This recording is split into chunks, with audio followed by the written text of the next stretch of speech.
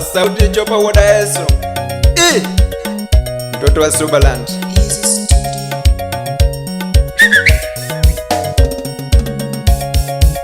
Chopa woda Yesu ayona ndo.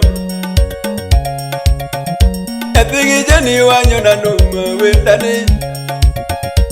Woda Yesu wakena tuma. Ukeugo kuta wanyona wenda. Nichopuke golando wanyona nduma. Ukeuge nowa wanyona nduma janyakia. Ukeuga rogo wakena tuma. Awudu ginga wakena tuma.